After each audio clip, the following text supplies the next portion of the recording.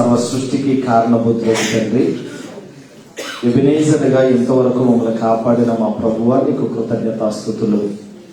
నీవు చేసిన మేలులు, నువ్వు చూపిన కృపను బట్టి సాక్ష్యముల ద్వారా, ఆరాధన ద్వారా, ప్రార్థన ద్వారా నీ సన్నిధిని స్తుతి గానాలతో నీ నామమును మహిమపరిచిన విధానాన్ని బట్టి నీకు కృతజ్ఞతలు.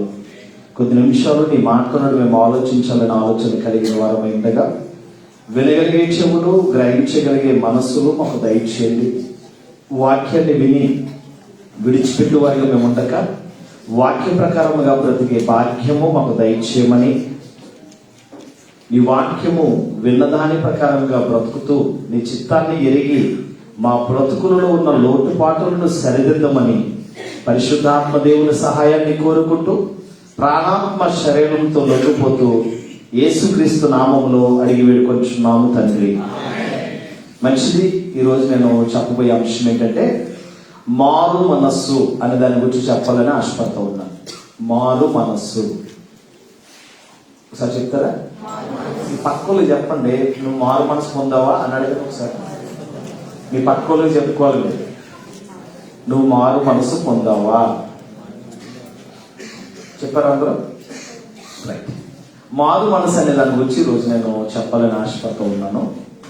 మారు మనస్సు అనే దాని గురించి ఆలోచన చేస్తే క్రైస్తవ్యం అనే దాని గురించి ఈరోజు క్రైస్తవ్యం మీద బురద జల్లుతున్న వారిని గురించి ఆలోచన చేయగలిగితే, క్రైస్తవ్యము మత మార్పిడి చేస్తున్నారు అని అందరూ అంటూ ఉన్నారు. క్రైస్తవ్యం మత మార్పిడి జరుగుతుంది, క్రైస్తవ్యంలో ఎక్కువ మత మార్పిడి జరుగుతూ ఉందని మతోన్మాదులు, క్రైస్తవ వ్యతిరేకులు మాట్లాడుతున్న మాట. అయితే క్రైస్తవ్యము మత మార్పిడి చేసేది కాదు. క్రైస్తవ్యం అనేది మత మార్పిడి చేసేది కాదు, కానీ మతిని మార్చేది, మతిని మనస్సును మార్చేది. కనుక క్రైస్తవ్యము మత మార్పిడి కాదు, మతిని మార్చేది. మతిని మార్చేది అనేది మనం ఎరగాలి. మత మార్పిడి లేకుండా, మతి మార్పుడు లేకుండా మత మార్పిడి ఏం చేసినా ఉపయోగమేమో. మీకు అర్థమవుతుందా? మతి మార్పిడి లేకుండా ఎన్ని విధాలుగా మత మార్పిడులు చేసినా ఏ ఉపయోగం కూడా ఉండదు. ఎందుకు అని ఆలోచన చేస్తే, క్రైస్తవుడు అనేవాడు మారు మనసు పొందుతాడు. క్రైస్తవుడు అనేవాడు ఏం పొందుతాడు? మారు మనసు పొందుతాడు. ఇంకా జాగ్రత్తగా ఆలోచన చేస్తే, క్రైస్తవ్యం అనేది మతం కాదు, రిలీజన్, క్రిస్టియానిటీ అనే దాని గురించి ఆలోచన చేస్తే చాలా మంది అడుగుతారు, మీరు ఏ మతం అని అడిగితే మనం ఏం చెప్తాం? వెంటనే మేము క్రైస్తవ మతం అండి, మేము క్రిస్టియన్స్ అని చెప్తూ ఉంటాం. క్రైస్తవ్యం అనేది మతం కాదు, ఇది మహోన్నతుని మార్గం, ఇది స్వర్గానికి మార్గం, ఇది నిత్య జీవానికి మార్గమే తప్ప క్రైస్తవ్యం అనేది మతం అనేది ఎక్కడ బైబిల్లో మనకు కనిపించదు. మీరు కాకపోతే క్రైస్తవ్యం మతము అని ఒక వచనాన్ని చూపించండి, ఎక్కడ బైబిల్ ఎక్కడ కనపడదు. క్రైస్తవ్యం అనేది మహోన్నతుని మార్గం, నిత్య జీవానికి మార్గం, స్వర్గానికి మార్గమై ఉన్నట్లుగా, సత్యానికి మార్గమై ఉన్నట్లుగా క్రైస్తవ్యం కనిపిస్తూ ఉంటుంది. అయితే జాగ్రత్తగా ఆలోచన చేయవలసింది ఏంటంటే, మారు మనసు అనే దాని గురించి రోజు మనం ఆలోచన చేస్తున్నాం. ఈ మారు మనసు గురించి మనం ఆలోచన చేయగలిగితే, దేవుడు అందరికీ కూడా ఒక ఆజ్ఞగా మారు మనసు పొందండి అని ఆజ్ఞలు ఇచ్చేది. యావత్ మానవాళ్ళందరికీ, ప్రపంచ జనాభా 760 కోట్ల జనాంగానికి అంతటికి కూడా దేవుడు చెప్తున్నది ఏంటంటే, మీరు మారు మనసు పొందండి అంటున్నాడు. అపోస్తల కార్యములకు మనం వెళ్ళగలిగితే, అపోస్తల కార్యములు 17వ అధ్యాయము, అపోస్తల కార్యములు 17వ అధ్యాయము, అపోస్తల కార్యములు 17వ అధ్యాయము 30వ వచనాన్ని చదువుతూ ఉన్నాను. జాగ్రత్తగా మీ మనసులో మీరు చదువుకోండి బైబిల్. అపోస్తల కార్యములు 17వ అధ్యాయము 30వ వచనం. ఆ అజ్ఞాన కాలమును దేవుడు చూచి చూడనట్లుగా ఉండెను, ఇప్పుడైతే అంతటను అందరూ మారు మనసు పొందవలనని మనుషులకు ఆజ్ఞాపించుచున్నాడు. ఆ అజ్ఞాన కాలమును దేవుడు చూచి చూడనట్లుగా ఉన్నాడు. అజ్ఞాన కాలంలో దేవుడు చూచి చూడనట్లుగా ఉన్నాడు, కానీ ఇప్పుడైతే అంతటను అందరూ మారు మనసు పొందవలనని మనుషులందరికీ దేవుడు ఆజ్ఞాపిస్తున్నాడట. అంటే ఏం పొందారు ఇప్పుడు మనుషులందరూ? మారు మనస్సు, రిపెండెన్స్, మారు మనస్సు, పశ్చాత్తాపము, ఒప్పుకోలు కలిగిన వారమై ఉండాలట. రిపెండెన్స్, మారు మనసు పొందాలట. ఎందుకు చెప్తున్నాడని ఆలోచన చేస్తే దేవుడు అజ్ఞాన కాలంలో చూచి చూడనట్లుగా ఉన్నాడు, కానీ ఇప్పుడైతే అంతటా అందరూ మారు మనసు పొందవలనని మనుషులకు ఆజ్ఞాపించుతున్నాడు. అంటే ఇప్పుడు మనుషులందరూ ఏం పొందాలి? మారు మనసు పొందాలి. నువ్వు మారు మనసు పొందావా? పక్కలు చెప్పారు, మీరు ఎవరు చెప్పారు? నువ్వు మారు మనసు పొందావా? నువ్వు మారు మనసు పొందావా? ఎందుకు నేను అడిగించాను నేను ఆలోచన చేస్తే, ఈరోజు మారు మనసును పొందడంలో ఎవరు మారు మనసు పొందుతారు, ఎవరు మారు మనసు పొందాలి అనే దాని గురించి ఒక ప్రశ్నతో కూడిన ప్రశ్నను మనం ఆలోచించేద్దాం. మరొక ప్రశ్న, ఎవరు మారు మనసు పొందాలి? ఎవరు మారు మనసు పొందాలి చెప్పండి. వెరీ గుడ్, పాపులు. ఇంకెవరు మారు మనసు పొందాలి? పాపులు అందరూ కూడా ఏం పొందాలి? మారు మనసు పొందాలి. మారు మనసు ఎందుకు పొందాలి? తప్పు చేసామనుకోండి, తప్పు చేసిన తర్వాత ఆ తప్పు నుంచి మళ్ళా రిలీజ్ అవుతూ ఉంటాం మనం. ఒక అనుకోకుండా ఒక యాక్సిడెంట్ గా ఏదైనా ఒక జరగరానిది జరిగినప్పుడు, చెయ్యకూడనిది చేసినప్పుడు, చేసిన కొద్ది క్షణాల తర్వాత మనలోనే మనం ఆలోచన చేసి అనవసరంగా నేను ఈ తప్పు చేయకుండా ఉండవలసిందే అని రిలీజ్ అవుతూ ఉన్నాం. అంటే వారికి వాళ్ళ ఏమవుతుంటారు?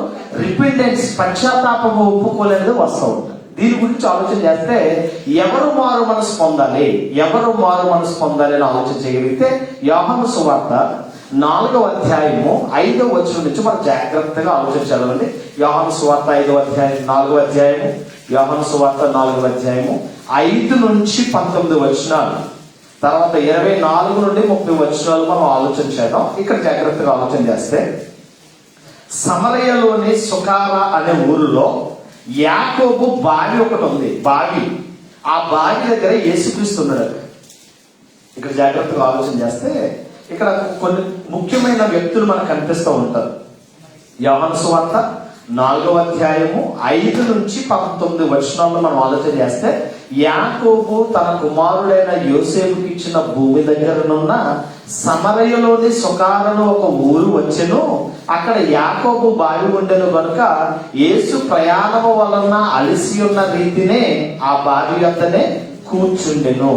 ఇంచుమించు 12 గంటలాయను. సమరయ స్త్రీ ఒకతే నీళ్లు చేదుకొనుటకు అక్కడకు రాగా యేసు నాకు దాహమునకు నీళ్లు ఇమ్మని ఆమెను అడిగాను. ఇక్కడ జాగ్రత్తగా ఆలోచించేద్దాం.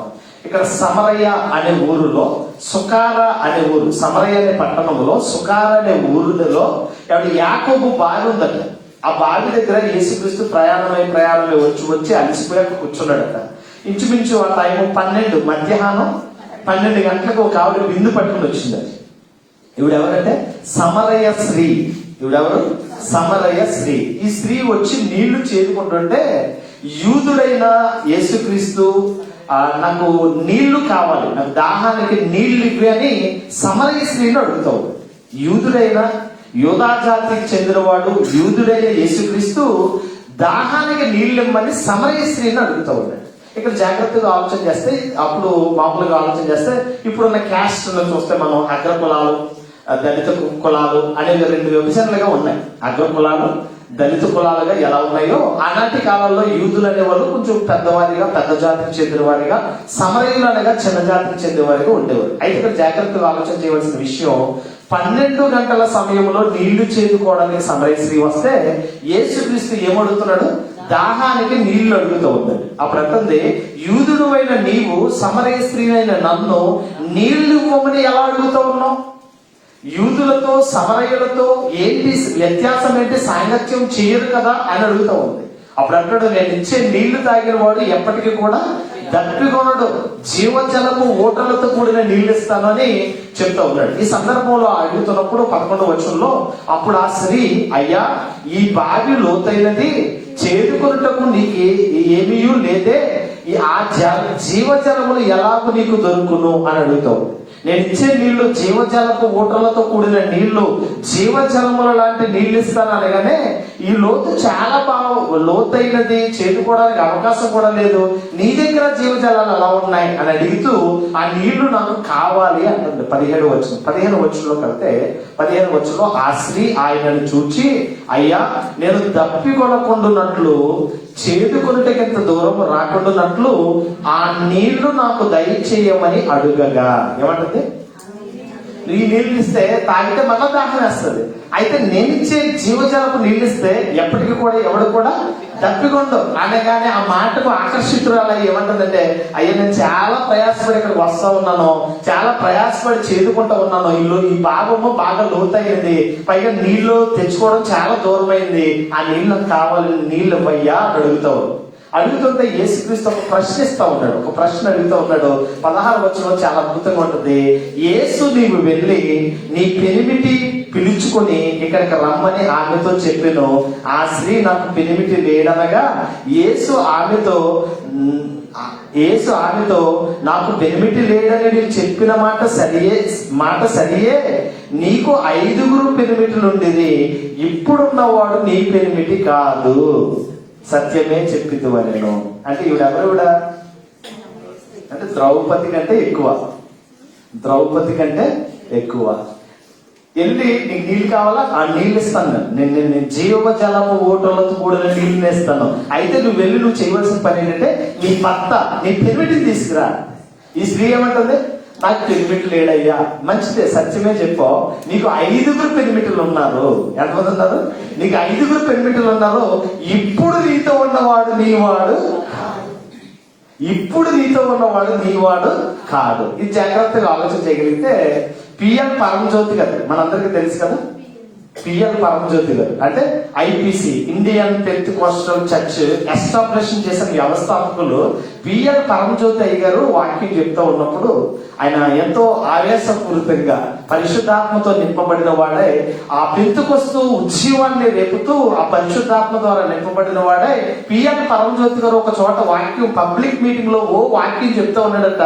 ఆ వాక్యం మొదటి రోజు అయిపోయింది, 2వ రోజు అయిపోయింది, 3వ రోజున ఆ వాక్యం చెప్తుంటే ఒక కాపు గారు ఇంటిగా కూర్చొని వాక్యం వింటూ ఉన్నాడట. ఆ కాపు గారు విన్నాడు, చాలా బాగుంది. 3వ రోజు సిద్ధపడ్డాడు. 3వ రోజు వినడానికి సిద్ధపడితే పాటలు వింటున్నాయంట. పాటలు చాలా చక్కగా వినబడుతూ ఉన్నాయి. క్రైస్తవులందరూ చాలా వినసొంపుగా పాటలు పాడతారు. ఈ పాటలకు కొంచెం ఆకర్షితుడై ఆ పాటలు వింటూ ఈ మీటింగ్ దగ్గరకు వచ్చి కూర్చున్నాడు. ఈ మీటింగ్ దగ్గరకు వచ్చి కూర్చున్న తర్వాత పిఎల్ పరంజ్యోతి గారు వాక్యం చెప్పడం లేచారు. వాక్యం చెప్తున్నప్పుడు వాక్యం చెప్తూ ఒక్కసారి ఆయన పరిశుద్ధాత్మతో నింపబడిన వాడే ఈ వాక్యాన్ని ఎత్తుకుని వాక్యాన్ని చెప్తూ ఇప్పుడు నీతో ఉన్నది నీది కాదు అన్నాడు. అక్కడ యేసుక్రీస్తు ఏమంటాడు? ఇప్పుడు నీతో ఉన్నవాడు నీవాడు కాదు, అయినా నీకు 5 పెనిమిటులు ఉంటుంది అన్నాడు. అక్కడేమో ఇప్పుడు ఉన్నవాడు నీవాడు కాడని చెప్తే, ఇక్కడ ఈ పరంజ్యోతి గారు వాక్యం చెప్తే వాళ్ళంటే ఇప్పుడు నీ దగ్గర ఉన్నది నీది కాదు అన్నాడట. దేవుడు నాతో మాట్లాడతాడు, దేవుడు చాలా స్పష్టంగా మాట్లాడతాడు విన్నాను, కానీ ఏంటి నా గురించి నేను తీసి తెచ్చుకుని గదిలో పెట్టి అక్కడి నుంచి ఇక్కడికి వచ్చాను, నేను దాని గురించి ఇంకెలా తెలుసు అని భయపడతా గడగడ వణుకుతూ వచ్చాడట. అంటాడట పరంజ్యోతి గారు, అంటాడు ఇప్పుడు నీతో ఉన్నది నీది కాదు అంటాడు. కంగారు అయిపోతా ఉన్నాడు. ఈ కాపుగారు కంగారు అయిపోయి, ఎవరికి నేను చేసే పనులన్నీ ఎవరికి తెలీదు, మీకెలా తెలిసిందో బాబు, దేవుడు మాట్లాడతాడని తెలుసు కానీ మరీ ఎంత మాట్లాడతాడు నాకు తెలియదని భయపడుతూ వచ్చి తన పాపాన్ని ఒప్పుకొని ఆ పెంతెకొస్తు ఉద్యమంలో, ఆ ప్రార్థనలో, ఆ సభల్లో ఆయన మారు మనసు పొంది రక్షించబడ్డాడు. దేవుని స్తోత్రం కలిగింది. ఇక్కడ జాగ్రత్తగా ఆలోచన చేస్తే ఈ సమరయ స్త్రీ గురించి ఎందుకు చెప్తున్నారంటే, సమరయ స్త్రీ పాపాత్మురాలైన స్త్రీ అంటే పాపాత్మురాలైన స్త్రీ అని ఎందుకు చెప్తున్నారంటే 5 ఉంది, 5 కాకుండా మరొకరితో ఉంది. అయితే ఎవరికీ తెలియదు, ఆ గ్రామంలో ఆవిడ చేసే పనులు ఎవరికి కూడా, అంటే రహస్యంగా కార్యకలాపాలు జరుగుతూ ఉంది. అయితే రహస్యాలను ఎరిగిన దేవుడు, హృదయాంతరంగంలో ఎరిగిన దేవుడు ఆమెలో ఉన్న లోపం, ఆవిడ చేసిన పాపం, ఆవిడ రహస్యంగా దాచుకున్నదన్నీ కూడా ఏం చేశాడు దేవుడు? బయలుపరచగానే ఆమె నిజమే చెప్పితివి, ఏమంటుంది? సత్యమునే చెప్పితివి అంటుంది. ఇక్కడ జాగ్రత్తగా ఆలోచన చేస్తే ఇప్పుడున్నవాడు నీవాడు కాడు అన్నప్పుడు సత్యమే చెప్పితివనెను. అప్పుడు ఆ స్త్రీ, అయ్యా నీవు ప్రవక్తవని గ్రహించుచున్నాను. యేసుక్రీస్తు ఏమంటుంది? నువ్వు ప్రవక్తవని నేను గ్రహిస్తా ఉన్నాను, నువ్వు దైవ సంబోధుడు అని నాకు తెలుసు అని చెప్పి తన వ్యక్తిగత జీవితాన్ని బయలుపెట్టి తన వ్యక్తిగత పాపాన్ని బయటకు తీసుకొచ్చి రావగానే ఆవిడ రిపెండెన్స్ అనేది పొందింది, మారు మనసు పొంది ఆవిడ చేసిన పని ఏంటి అని ఆలోచన చేస్తే 25వ వచనంలోకి వెళ్దాం. 25వ వచనంలో, ఆ స్త్రీ ఆయనతో, క్రీస్తు అనబడిన మెస్సయ్య వచ్చునని నేను ఎరుగుదును, ఆయన వచ్చినప్పుడు మాకు సమస్తమును తెలియజేయనని చెప్పగా, యేసు నీతో మాట్లాడుచున్న నేనే ఆయనని ఆమెతో చెప్పాను. ఈ మాటలన్నీ విన్నప్పుడు మెస్సయ్య కొరకు అనేక దినాలుగా ఎదురు చూస్తున్న వారిలో మెస్సయ్య వస్తాడు, ప్రవక్త అనేవాడు వస్తాడు, రక్షకుడు అనేవాడు వస్తాడని గ్రహించినదే నీవే అని అనగానే, యేసు నేనే అని చెప్పగానే ఆవిడ చేసిన పని 28, 29 వచనాల్లో, ఆ స్త్రీ తన కొండను విడిచిపెట్టి ఊరిలోనికి వెళ్ళి, మీరు వచ్చి నేను చేసినవన్నీ నాతో చెప్పిన మనుషుని చూడుడి, ఈయన క్రీస్తు కాడా అని ఊరి వారిలో చెప్పగా, ఆ ఊరి వారందరూ బయటకు వచ్చి ఆయన యొద్ద వచ్చుచుండిరి. జాగ్రత్తగా ఆలోచన చేస్తే యేసు క్రీస్తును పరిచయం చేస్తూ ఉంది. ఎవరు కూడా? సమరయ స్త్రీ. ఆవిడ పరిచయం చేసే ముందు ఆ కొండని విడిచిపెట్టిందట. ఎక్కడ? బైబిల్ విశ్లేషకులు కొంతమంది కొండ పాపం అనే కొండ అని చెప్తూ ఉంటారు. ఏ కొండది? బైబిల్ విశ్లేషకుల్లో కొంతమంది చెప్తున్న మాట ఏంటంటే, ఆ కొండను అక్కడ విడిచిపెట్టడానికి కారణం ఏంటంటే, పాపం అనే కొండను విడిచిపెట్టి ఆవిడ రక్షించబడమే కాదు, ఆవిడ మారు మనసు పొందడమే కాదు, ఆవిడ రక్షించబడమే కాదు, ఆ ఊరిలో, సమరయ ఊరిలో ఆమె బ్రతుకును బయలుపరిచిన దేవుణ్ణి ప్రపంచంలో, ఆ గ్రామంలో ఉన్న వారందరికీ కూడా ప్రభువుని ఏం చేసింది?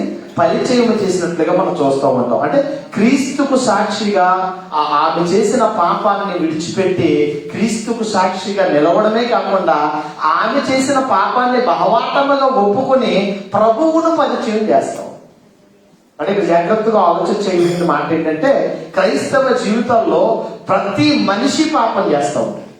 ఈరోజు అంటే దుబాయ్, ఎక్స్పెషల్లీ దుబాయ్ కోసం నేను చెప్పాలంటే, దేవుడి సన్నిధికి వచ్చే వాళ్ళంతా క్రైస్తవులు అంటే కాదండి. దేవుడి సన్నిధిలో కూర్చున్న వాళ్ళంతా విశ్వాసం అంటే కాదండి. అదే పాస్టర్ గారు అంటే రకరకాల మనస్తత్వాలు, రకరకాల ఉద్దేశాలతో వచ్చే వాళ్ళు ఉంటారు. వాళ్ళ బ్రతుకులు ఇలాగ ఉంటాయి. పాపాత్మురాలైన స్త్రీ లాంటి బ్రతుకులు బ్రతుకుతున్న వారు ఉంటారు. సమరయ స్త్రీ లాంటి బ్రతుకులు బ్రతుకుతున్న వారు అందరూ ఉంటారు. అక్రమ సంబంధాలతో, అవిధేయతతో కూడిన విధంగా బ్రతికే వాళ్ళు అందరూ ఉంటారు. ఇటువంటి వారు ప్రతిదినము దేవుడి సన్నిధిలో వారు చేసే అక్రమాలను బట్టి, చేస్తున్న పాపాలను బట్టి ఏం పొందాలి? మారు మనసు పొందాలి. సమరయ స్త్రీ ఆ బావి యొద్దనే ఆ కొండ విడిచిపెట్టిందంటే, తమ బ్రతుకును మార్చుకోవడానికి తను చేసే పాపాన్ని ఏం చేసింది? విడిచిపెట్టింది. క్రైస్తవ జీవితంలో తప్పని తెలిసి తప్పు చేయడం మహాపాపం. తప్పని తెలిసి తప్పు చేయడం క్షమించరాని నేరం. మీకు అర్థమవుతుందా? తెలియక చేసామనుకోండి, దానికి ఏముంటది? తెలియక చేసిన దానికి క్షమాపణ ఉంటుంది. తెలిసి మరి నిన్ను నమ్మిన దేవుణ్ణే నువ్వు కించపరిచి, నిన్ను నమ్మిన దేవుణ్ణే నువ్వు మోసం చేయాలనుకుంటే, ఇది భయంకరమైన క్షమించరాని నేరముగా పరిగణించబడుతుంది. క్రైస్తవ జీవితంలో మనం నేర్చుకోవాల్సింది ఏంటంటే, మారు మనసు కలిగి బ్రతకడం నేర్చుకోవాలి. దీనికి బెస్ట్ ఎగ్జాంపుల్ ఎవరంటే దావీదు గారు. దావీదు చేసిన పాపాన్ని గుర్తు తెచ్చుకుంటూ ఉన్నాడు. అదే మనం కీర్తన గ్రంథం 50వ కీర్తనలో మనం చదువు. కీర్తన గ్రంథం 50వ కీర్తనలోకి వెళ్తే మొదటి నుంచి మనం జాగ్రత్తగా ఆలోచన చేయగలిగితే, 50వ కీర్తన అనేది పశ్చాత్తాప కీర్తనగా దావీదు రచించిన కీర్తనగా మనకు అనిపిస్తుంది. ఈ 50వ కీర్తన 1 నుంచి 4-5 వచనాలు మనం చూడగలిగితే, దేవా నీ కృప చెప్పున నన్ను కరుణించుము, నీ వాత్సల్య బాహుల్యము చెప్పున నా అతిక్రమములను తుడిచివేయము, నా దోషము పోవునట్లు నన్ను బాగుగా కడుగుము, నా పాపము పోవునట్లు నన్ను పవిత్రపరచుము. నా అతిక్రమములు నాకు తెలిసే ఉన్నాయి, నా పాపం ఎల్లప్పుడు నా కళ్ళ ముందే నాకు కనబడుచున్నది. కేవలం నీకే విరోధముగా నేను పాపము చేశాను. దావీదు చేసిన పాపం ఏంటి? అంటే బెత్షెబాతో చేసిన పాపం. నిజంగా దావీదుని చాలా దేవునికి ఇష్టానుసారుడైన మనుషుడు, దేవునికి ఇష్టడుగా బ్రతికిన వాడు. కానీ చేసిన పాపం యారిన నేల మీద మనుషులు ఉన్నంత వరకు తన పాపం గురించి ప్రసంగం చేసే పరిస్థితి వచ్చింది. ఎందుకంటే అతడు చేసిన పాపాన్ని బట్టి. దావీదు గురించి ఒక స్టోరీ మనం జాగ్రత్తగా ఆలోచన చేస్తే, ఏమండి, నాతాను ప్రవక్త దావీదు దగ్గరకు వచ్చి, రాజా నీకు కథ చెప్తానే, ఆ కథ జాగ్రత్తగా విను అని. చెప్పు అని. ఒక మనుషుడికి 100 గొర్రెలు ఉన్నాయి. ఆ 100 గొర్రెలతో చాలా చక్కగా పెంచుతున్నాడు, పోషిస్తూ ఉన్నాడు. మరొక మనుషుడికి ఒకటే ఒక గొర్రె ఉంది. ఆ గొర్రె తన సొంత బిడ్డలాగా, సొంత కూతురులాగా పెడుతున్నాడు, మేపుతున్నాడు, పక్కనే పడుకుంటున్నాడు, పెంచుకుంటున్నాడు. ఈ విధంగా పెంచుకుంటూ బ్రతుకుతున్న సందర్భాల్లో 100 గొర్రెలు ఉన్న వాడి ఇంటికి ఒక అతిథి వస్తే ఒక్కటై ఉన్న గొర్రెను తీసుకుని వెళ్ళి వధించి వాడికి విందులు పెట్టాడు అని చెప్పాడు. మీకు అర్థమైందా? ఒక మనుషుడికి ఎంత ఉన్నాయి? 8 గొర్రెలు ఉన్నాయట, 100 గొర్రెలు ఉన్నాయి. ఒక మనుషుడికి ఒకటే గొర్రె ఉంది. దాన్ని సొంత కూతురులాగా, సొంత బిడ్డలాగా, సొంత దానిలాగా హత్తుకుని దాన్ని పెంచుతూ పోషిస్తూ ఉన్నాడు. అయితే 100 గొర్రెలు కలిగిన వాడి ఇంటికి ఒక అతిథి వస్తే ఆడేం చేశాడు? ఒక్క గొర్రెగా ఒక్కటే పెంచుకుంటున్న గొర్రెని తీసుకెళ్ళి ఏం చేశాడు? వధించి విందు చేసి. ఈ మాట చెప్పినప్పుడు సింహాసనం మీద కూర్చున్న దావీదు రౌద్రుడైపోయాడు. కోపం వచ్చేసి తుత్తినీలుగా అని చేయాలి, ఒక్కదానికి ప్రతిగా కొన్ని 100 గొర్రెలను ఇవ్వాలని కోపముతో రగిలిపోతూ మాట్లాడుతూ ఉన్నాడు. అప్పుడు నాతాన్ అంటున్నాడు, ఆ వ్యక్తి ఎవడో కాదు నువ్వే, ఆ వ్యక్తి ఎవడో కాదు నువ్వే అంటే. అప్పుడు పశ్చాత్తాపడుతూ రచించిన కీర్తన ఏంటి? 100 గొర్రెలు ఏంటి, ఒక్క గొర్రెలు ఏంటంటే, రాజులకి కొంతమంది వేల మంది భార్యలు, 100 మంది ఉపపత్నులు ఉంటారు. అయితే ఉరియా అనేవాడు ఒక్కడే. ఉరియాకున్నది ఒక్క భార్యే. ఉరియా మంచి సైనికుడు, దేశము కొరకు ఒక మంచి ఆర్మీ సోల్జర్ గా, మంచి సైనికుడిగా ఉన్న వాడి భార్యను చూచాడు, చూడకూడని దృశ్యాన్ని చూచాడు. వెళ్ళకూడని సమయానికి మిద్ది మీదకి వెళ్ళాడు, చూడకూడని దృశ్యాన్ని చూచాడు, చెయ్యకూడని పాపం చేశాడు. దావీదు పతనానికి కారణం ఏంటి? దావీదు అవిధేయతకు కారణం ఏంటంటే, వసంతకాలం వచ్చినప్పుడు రాజులందరూ కూడా యుద్ధం చేస్తారు. వసంతకాలం వచ్చినప్పుడు రాజులందరూ యుద్ధానికి వెళ్తారు, యుద్ధానికి చేయడానికి సిద్ధపడుతూ ఉంటారు. ఈ యుద్ధానికి ఈయన వెళ్లకుండా అక్కడ సైనికులతో యుద్ధం చేపిస్తూ ఈయన సంధ్య వేళ మిద్ది మీదకి వెళ్ళి తిరుగుతూ ఉన్నాడట. తిరుగుతూ ఉంటే అక్కడ చూడకూడని దృశ్యం ఏంటంటే, అక్కడ ఉరియా భార్య స్నానం చేస్తూ ఉంది. అక్కడి నుంచి చూసిన తర్వాత దాన్ని మోహించాడు, ఇంటికి తెచ్చాడు, దాన్ని చెరిచాడు, దాన్ని శుభ్రపరిచి మళ్ళీ ఇంటికి పంపేశాడు. అయితే ఉరియా భార్య కొన్ని దినాలు అయిన తర్వాత గర్భవతి అయింది. ఆ గర్భవతి అయిందనే సందర్భాన్ని ఎరిగిన వాడే ఆ తప్పుని మళ్ళా సరిదిద్దకుండా ఆ తప్పుని కప్పిపుచ్చడానికి ఏం చేస్తున్నాడు? ఉరియాను రప్పించాడు, యుద్ధ సమాచారం తెలుసుకున్నాడు, మత్తు ద్రాక్ష రసాన్ని పోసాడు, ఇంటికి పొమ్మన్నాడు. ఈయన ఇంటికి వెళ్ళకుండా ఎక్కడున్నాడు? సైనికుల మధ్య నిద్రపోయాడు. మరి 2వ రోజును కూడా అలాగే పెట్టాడు. 2వ రోజు కూడా అలాగే వెళ్లకుండా సైనికుల మధ్య ఉండిపోడు. 3వ రోజు ఒక చీటీ రాశాడు. ఏంటంటే, అవతల వ్యక్తులు, శత్రు సైన్యం, యుద్ధ సూరులుగా ఉన్న వారి ఎదురుకుండా వీడిని నిలబెట్టమన్నాడు. వాడి బాణానికి, వాడి దెబ్బకి వీడు హతుడైపోయి చచ్చిపోయిన తర్వాత కొన్ని దినాలు అయిన తర్వాత, అంగలార్పు దినాలు అయిన తర్వాత మళ్ళా తెచ్చుకుని తన భార్యగా చేసుకుంటాడు. అయితే జాగ్రత్తగా ఆలోచన చేయవలసిన విషయం ఏంటంటే, పాపాన్ని దేవుడు తప్పనే చెప్పాడు. ఎవరో కొంతమంది మతోన్మాదులు అంటున్నారు, బైబిల్ బూత్ పుస్తకం అంటున్నారు.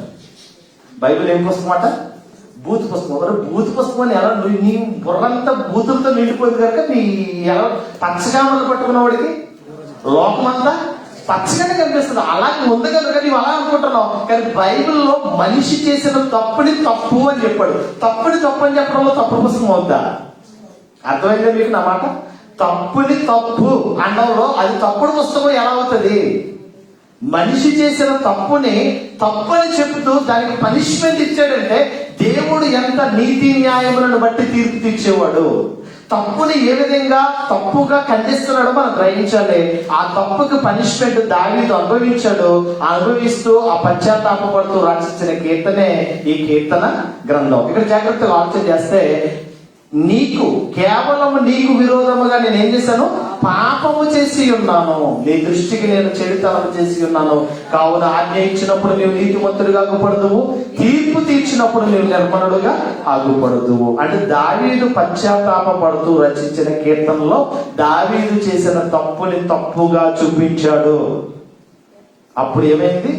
దావీదు మారు మనసు పొందాడు. ఏం పొందాడు? మారు. అంటే ప్రతి మనిషి తప్పు చేస్తాడు, ప్రతి మనిషి అక్రమం చేస్తాడు, ప్రతి మనిషి వాక్య విరుద్ధంగా బ్రతుకుతాడు. కానీ తప్పును ఒప్పుకోవడం అనేది గొప్ప. అదొక కప్పుకోవడం అంటలేదు, ఒప్పుకోమంటున్నాడు దేవుడు. కప్పుకునే వాళ్ళు ఎక్కువ, ఒప్పుకునే వాళ్ళు చాలా తక్కువ. క్రైస్తవ జీవితాల్లో తప్పులను ఒప్పుకున్నవాడే గొప్పవాడు. అతిక్రమములను దాచిపెట్టువాడు వర్తనుడు. వాటిని ఒప్పుకొని వాటిని విడిచిపెట్టిన వాడు ఎవరుడు? ఒప్పుకొని దాన్ని విడిచిపెట్టిన వాడు కనికరించబడతాడు. అంటే ఒప్పుకోకుండా కప్పుకున్నావు అంటే నీ కనికరం అనేది, క్షమాపణ అనేది లేదు. తప్పు అని తెలిసినప్పుడు తప్పు మానాలి. సమరయ స్త్రీ తన కొండను విడిచిపెట్టిందంటే ఆవిడకున్న అక్రమ సంబంధం, ఆవిడకున్న పాప జీవితం, ఆవిడ బ్రతికిన రోత జీవితాన్ని ఏం చేసింది? విడిచిపెట్టడమే కాదు, నా బ్రతుకును బయలుపరిచిన ప్రభువుని ఆ ఊరంతటికి కూడా ఏం చేసింది? పరిచయం చేసి, ప్రభువును పరిచయం చేసి, నువ్వు మెస్ అయ్యావు, నువ్వు ప్రవక్తవని నేను నమ్ముచున్నానని చెప్పిందంటే తనలో ఎంత మార్పు వచ్చిందో మనం గ్రహించవలసిన అవసరం ఉంది. మారు మనసు ఎందుకు పొందాలి? ఇప్పుడు మారు మనసు ఎందుకు పొందాలి? అపోస్తుల కార్యాలు 3వ అధ్యాయము 20వ వచనంలో కంటే ఒకసారి అపోస్తుల కార్యములు 3వ అధ్యాయం 20వ వచనంలో 3వ అధ్యాయం 20వ వచనం అంటూ, మీ కొరకు నియమించిన క్రీస్తు యేసును ఆయన పంపునట్లును మీరు మీ పాపములు తుడిచివేయబడి నిమిత్తము మారు మనసు నుండి తిరుగుడి. పాపములు క్షమించు నిమిత్తము మారు మనసు పొందాలట. పాపములను క్షమించు నిమిత్తము మీ కొరకు నియమించిన క్రీస్తు యేసును ఆయన పంపునట్లును మీ పాపములు తుడిచివేయబడి నిమిత్తము మారు మనసు నుండి తిరుగుడి. మారు మనసు ఎందుకు పొందాలంటే పాప క్షమాపణ కొరకు. పాప క్షమాపణ పొందడానికి ఏం పొందాలి? మారు మనసు పొందాలి. మారు మనసు అనే దాని గురించి మనం ఆలోచన చేస్తే ఎవరికి చాలా మంది చాలా కోపంగా ఉంటామండి. ఎక్కువ మనకు అందరికి కూడా ఏమి ఎక్కువ?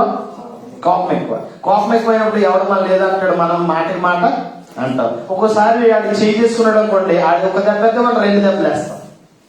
ఇది ఆటోమేటిక్ గా మన నిజ జీవితాల్లో జరిగే సందర్భాలు. మాటకు మాట, దెబ్బకు దెబ్బ. కొట్టిన తర్వాత మాట అనేసిన 10 నిమిషాలు 20 నిమిషాలు ఒక అరగంట తర్వాత మనకు మనమే రిలీజ్ అవుతూ ఉంటాం. ఏమని?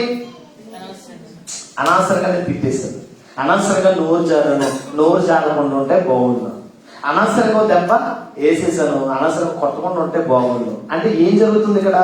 ఆడి తప్పును వాడు గ్రహించాడు. వాడి మనసులో వాడు ఏమనుకుంటున్నాడు?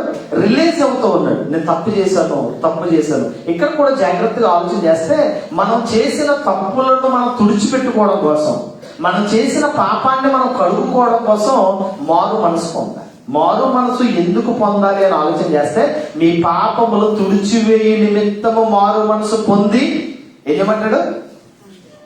ఆయన వైపు తిరగండి. మారు మనసు నుండి ఆయన వైపు తిరగండి. అంటే మారు మనసు ఎందుకు పొందాలి అని ఆలోచన చేస్తే, మన పాపములు క్షమించబడ్డాలి. మన ప్రభు, మన రక్షకుడైన యేసుక్రీస్తు లోకానికి వచ్చాడని యావత్ క్రైస్తవ్యం అంతా పండగ చేసుకుంటుంది. ఇప్పుడు ఈ డిసెంబర్ మాసం అంతా క్రైస్తవులందరూ కూడా ఏం చేసుకుంటారు? క్రిస్మస్ వేడుకలు, క్రిస్మస్ పండుగలు చేస్తున్నారు. అసలు ఆయన ఎందుకు వచ్చాడు? పాపులను రక్షించడానికి వచ్చాడు. పాపుల పాపాన్ని తీయడానికి వచ్చాడు. పాపములను క్షమించడానికి వచ్చాడు. అంటే ఆయన పాపములను క్షమించే అధికారము కలిగిన దేవుడు కనుక దేవుడి దగ్గర మన పాపములు మనం ఏం చేయాలి? ఒప్పుకోవాలి. ఒప్పుకుంటేనే మనము మారు మనసు పొందిన వారం అవుతాం. మన పాపములు తుడిచివేయబడినట్లుగా మనం మారు మనసు పొందాలి అని చెప్తా ఉన్నాడు. 5వ అధ్యాయంలోకి వెళ్తే 5వ అధ్యాయం 31వ వచనంలో, 5వ అధ్యాయం 31వ వచనంలో ఇశ్రాయేలీయులకు మారు మనసు పాప క్షమాపణ దయచేయుటకే దేవుడైనను అధిపతిగాను రక్షకునిగాను తన దక్షిణ హస్తబలము చేత హెచ్చించి ఉన్నాడు. ఎవరిని? యేసుక్రీస్తును తండ్రి అయిన దేవుడు ఇశ్రాయేలీయులకు మారు మనసు క్షమాపణ దయచేయుటకే పరలోకమందున్న తండ్రి యేసుక్రీస్తును అధిపతిగాను యేసుక్రీస్తును రక్షకునిగాను దేవుని దక్షిణ హస్తబలము చేత దేవుని ఏం చేశాడట? యేసుక్రీస్తుని దేవుడు ఏం చేశాడట? హెచ్చించాడట. ఎందుకు హెచ్చించాడు అని ఆలోచన చేస్తే, పాప క్షమాపణ దయచేయాలి. ఇజ్రాయేలుకి ఇంకా రక్షణ లేదు. ఇజ్రాయేల్ ఇంకా మారు మనసు పొందలేదు. ఇజ్రాయేలు ఇంకా యేసుక్రీస్తుని నిజ రక్షకుడిగా అంగీకరించట్లేదు. ఇజ్రాయేలుల రక్షణార్థమై వచ్చాడు మొట్టమొదట. ఎవరు రక్షణార్థమై వచ్చాడు? ఇజ్రాయేలీని రక్షించడానికే రక్షకుడిగా వచ్చాడు. అందుకే యోధా గోత్రములో యోధా సింహము కలిగిన వాడే వచ్చాడు. యోధా గోత్రపు సింహముగా వచ్చాడు. అయితే రక్షించడానికి వచ్చిన రక్షకుడినే నిలువున చంపేసిన జాతి యోధా జాతి. అది ఇశ్రాయేలు దేశంలో ఉన్న జాతి. వాళ్ళందరూ రక్షించబడాలని, వాళ్ళందరూ మారు మనసు పొందాలని, వాళ్ళందరూ పాప క్షమాపణ దయచేయుడికే తండ్రి అయిన దేవుడు యేసుక్రీస్తును పంపాడని, ఆయన అధిపతిగా రక్షకుడుగా దేవుడే ఆయన పంపి తన బాహుబలము దక్షిణ బలము చేత అతన్ని హెచ్చించి ఉన్నాడని ఇజ్రాయేలులు ఎరగాలి. అందుకే ఇజ్రాయేలుల రక్షణార్థమై మనం ఏం చేయాలి? ప్రార్థన చేయాలి. ఎవరి రక్షణార్థము? నా హృదయ అభిలాష. పౌలు గారు అంటాడు, నా హృదయ అభిలాష ఇజ్రాయేలు అందరూ రక్షించబడాలనే నా హృదయ అభిలాష కలిగిన వాడనై ఉన్నాను అంటాడు పౌలు గారు. అంటే ఇజ్రాయేలుకి ఇంకా రక్షణ లేదు. వాళ్ళు ఇంకా యేసుక్రీస్తును సొంత రక్షణగా అంగీకరించరు. యేసుక్రీస్తు ఓన్లీ మెసెంజర్, ఒక ప్రవక్తగా మేము నమ్ముతాం, కానీ ఆయన మా కొరకు మా పాపముల నిమిత్తం ఆయన కలువరి శిలువలో చచ్చిపోయాడని మేము నమ్మం అన్నారు. ఆయన రక్షించడానికి వస్తే రక్షకుడు ఏం చేశారు? వాళ్ళు నిలువున చంపేసిన జాతి యోధా జాతి. కాబట్టి యూదుల రక్షణ కొరకు ఇశ్రాయేలుల మారు మనసు పాప క్షమాపణ నిమిత్తమే దేవుడు అతని అధిపతిగా పంపాడు, రక్షకుడుగా పంపాడు అనేది మనం గ్రహించవలసిన అవసరం ఉన్నట్లుగా మనకు కనిపిస్తూ ఉంది. ఏమంటే మనం మారు మనసు పొందితే ఒక కార్యం జరుగుతుంది. మారు మనసు పొందినప్పుడు ఒక కార్యం జరుగుతుంది. ఏంటా కార్యం? రాంగ్. మారు మనసు పొందినప్పుడు మనలో ఒక ఎమోషనల్ ఒక కార్యం జరుగుతుంది. ఎమోషనల్ గా ఫీల్ అవుతూ ఉంటాం. ఒకసారి బైబిల్ చూద్దాం. కొరింథీయులకు రాసిన రెండో పత్రిక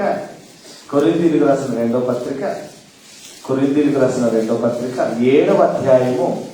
కొరింథీయులకు రాసిన రెండో పత్రిక 7వ అధ్యాయము 10వ వచనంలో దైవ చిత్తానుసారమైన దుఃఖము రక్షణార్థమైన మారు మనసును కలుగచేయును. దైవ చిత్తానుసారమైన దుఃఖము రక్షణార్థమైన మారు మనసును కలుగచేయును. ఈ మారు మనసు దుఃఖమును పుట్టించును. ఈ మారు మనసు ఏం కలిగిస్తుంది? నువ్వు చేసిన పాపము నీకు గుర్తు చేస్తుంది. మారు మనసు నిజంగా నీకు మారు మనసు ఉంటే, నిజంగా నువ్వు మారు మనసు పొందాలంటే నువ్వు చేసిన అక్రమం, నువ్వు చేసిన పాపం నీకు గుర్తు చేస్తుంది. ఆ గుర్తు చేయడం ద్వారా దైవ చిత్తానుసారమైన దుఃఖము ద్వారా రక్షణార్థమైన మారు మనసు కలిగింది. పాపినని గ్రహించడం మనం గొప్పండి. మనం ఆరాధన చేసాం, ఆరాధించే వేళ యందు నేను పాపినని గ్రహించాను. నేను పాపినని గ్రహిస్తా ఉన్నానంటే, పాపినని గ్రహించావంటే నీ పాపములను ఒప్పుకోవాలి. ఈరోజు చాలా మంది అవిధేయత, అక్రమం, దేవుడు అంటే భయపడరు, దేవుడి యందు భయభక్తులు కలిగి ఉన్నట్లుగా ఉంటారు, కానీ దేవుడి యందు భయభక్తులు కలిగిన వారిగా జీవించారు. నిజంగా ఆలోచన దైవ చిత్తానుసారమైన దుఃఖము కలిగి ఉండాలంట. అప్పుడు రక్షణార్థమైన మారు మనసు ఇప్పుడే ఉన్నది. ఇప్పుడు క్రైస్తవ్యానికి అప్పుడు క్రైస్తవ్యానికి నక్కకు నాగలోకానికి ఉన్నంత తేడా ఉంది. దేనికి? నక్కకి నాగలోకానికి ఉన్నంత తేడా ఉంది. దేనికి? ఇప్పుడున్న భక్తి, ఇప్పుడున్న విశ్వాసం, ఇప్పుడున్న మారు మనసు, అప్పుడున్న మారు మనసు. నా చిన్నప్పుడు నేను 5వ తరగతి చదువుతున్న వయసులో పెంతెకొస్తు ఉద్యమంలో మా సంఘాలు నడుస్తూ ఉన్నప్పుడు మోకాళ్ళలోతు బాడిలోంచి నడుచుకుంటూ తెల్లతొమ్మ ముళ్ళు గుచ్చుకుపోతున్న బాడిలోంచి నడుచుకుంటూ కొబ్బరాకులని కాగడాలుగా కట్టుకుని అలాగే నడుచుకుని వచ్చి వాక్యం వినే పరిస్థితి, వర్షంలో తడిసిపోయి వచ్చి బట్టలు పిండుకుని మోకాళ్ళు వేసి ప్రార్థన చేసే పరిస్థితి. ఆ ప్రార్థనలో ప్రతి ఒక్కరూ ఏడవడమే. నేను అనుకున్నాను, ఏటలు ఎలాగేసానండి అనుకోండి. దైవ చిత్తానుసారమైన దుఃఖము రక్షణార్థమైన మారు మనసును. ఈరోజు చర్చలో ఎవరు ఏడ్పించేవాళ్ళు లేరు, కానీ ఏడ్చేవాళ్ళు లేరు. నిజం, ఏడుగుతా అవసరం అయితే ఏడ్చేవాళ్ళు లేరు. దైవ చిత్తానుసారమైన దుఃఖం కలిగిన వాడు కన్నీటితో ఏడుస్తాడు, కన్నీటితో వాక్యాన్ని విత్తుతాడు, కన్నీటితో ప్రార్థన చేస్తాడు. దైవ చిత్తానుసారమైన దుఃఖం మారు మనసు కలిగిస్తుంది. ఈ మారు మనసు ఏంట? రక్షణార్థమైన మారు మనసు కలుగ చేయను. ఈ మారు మనసు దుఃఖమును పుట్టిస్తుంది. అంటే ప్రతిదానికి ఏడకో హృదయపూర్వకంగా దేవుడి మీద ఆనుకుని బ్రతికితే, నీ పాపములను ఒప్పుకొనగలిగితే, నీ జీవితంలో చేసిన అవిధేయ అక్రమమైన కార్యాలను ఒప్పుకొనగలిగితే దేవుడు రక్షణార్థమైన మారు మనసు నీకు కలిగిస్తాడు. ఇంకా జాగ్రత్తగా ఆలోచన చేస్తే ఏమంటే మనం 2 ప్రశ్నలు ఆలోచన చేసాం. ఎవరు మారు మనసు పొందాలి, మారు మనసు ఎందుకు పొందాలి. 3వ ప్రశ్న, ఏ విషయంలో మారు మనసు పొందాలి. 3వ ప్రశ్న ఏంటి? ఏ విషయంలో మారు మనసు పొందాలి. ఏ విషయంలో మారు మనసు పొందాలంటారు?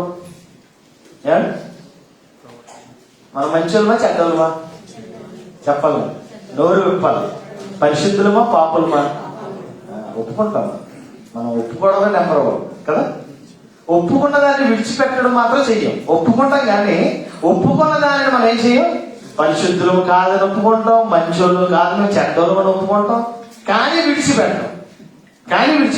క్రైస్తవ్యంలో మాయిక రోగం ఇదే. క్రైస్తవ్యంలో మాయిక రోగం అంటే ఏదంటే ఇదే. ఏంటి?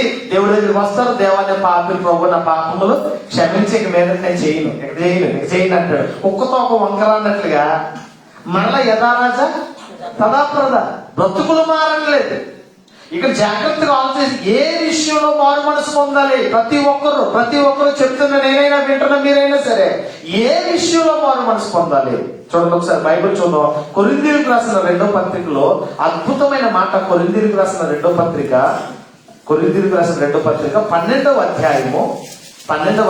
కొరింథీయులకు రాసిన 2వ పత్రిక 12వ అధ్యాయము 19, 20, 21 వచనాలు మనం జాగ్రత్తగా ఆలోచన చేస్తే 19వ వచనం నుంచి, మేము ఇంతవరకు మా విషయమై మీకు సమాధానము చెప్పుచున్నామని మీకు తోచనేమో, దేవుని ఎదుటనే క్రీస్తునందు మాట్లాడుచున్నాము. ప్రియులారా, మీ క్షేమాభివృద్ధి కొరకు ఇవన్నీ చెప్పుచున్నాము. ఎందుకు వాక్యం? ఎందుకు ఇంత ఖండితంగా ఎందుకు వాక్యం చెప్తున్నాం? మీ ఆధ్యాత్మిక స్థితి మారాలి. మీరు ఆధ్యాత్మికంగా అభివృద్ధి పొందాలి, ఆత్మీయతలో వృద్ధి చెందాలి. కనుక మీ క్షేమాభివృద్ధి నిమిత్తమే ఇవన్నీ చెప్తా ఉన్నాం. ఏంటవన్నీ? ఎందుకనగా 20వ వచనం చాలా అద్భుతంగా ఉంటది. ఎందుకనగా ఒకవేళ నేను వచ్చినప్పుడు మీరు నాకు ఇష్టలుగా ఉండరేమో అనియో, నేను మీకు ఇష్టడుగా ఉండనేమో అనియో, ఒకవేళ కలహములు, అసూయలు, క్రోధములు, కక్షలు, కొండెములు, గుసగుసలాడుటయు, ఉప్పొంగుటయు, అల్లర్లు ఉండునేమో అనియు, నేను మరలా వచ్చినప్పుడు నా దేవుడు మీ మధ్యనున్న చిన్నబుచ్చునేమనియు, మునుపు పాపము చేసి తాము జరిగించిన అపవిత్ర జాగ్రత్త పోకిరి చేష్టల నిమిత్తం మారు మనసు పొందుడని అనేకులను గూర్చి దుఃఖపడవలసి వచ్చినేమనియు భయపడుచున్నాను. ఏ విషయంలో మారు మనసు పొందాలి? ఏ విషయంలో మారు మనసు పొందాలంటే పోకిరి చేష్టల విషయాల్లో మారు మనసు పొందాలి. ఏ చేష్టలు? పోకిరి. ఏంటంటే పోకిరి చేష్టల విషయాల్లో మారు మనసు. పోకిరి చేష్టలు ఏం చేస్తున్నాడు బాబు అనొచ్చులేదు. మీరు చేసే పనులు నేను చెప్తాను. ఇప్పుడు చూడండి ఏమేమి ఉన్నాయో. కలహం ఏముంది? కలహం అంటే ఏంటి?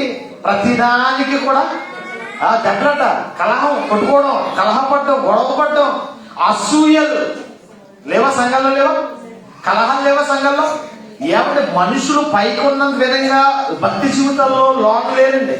పైనున్న విధంగా మేడుపండు లాంటి జీవితాలు క్రైస్తవ జీవితాల్లో, విశ్వాసుల జీవితాలు ఎలా ఉన్నాయి? మేడుపండు ఎలా ఉంటుంది? ఎప్పుడైనా చూసారు?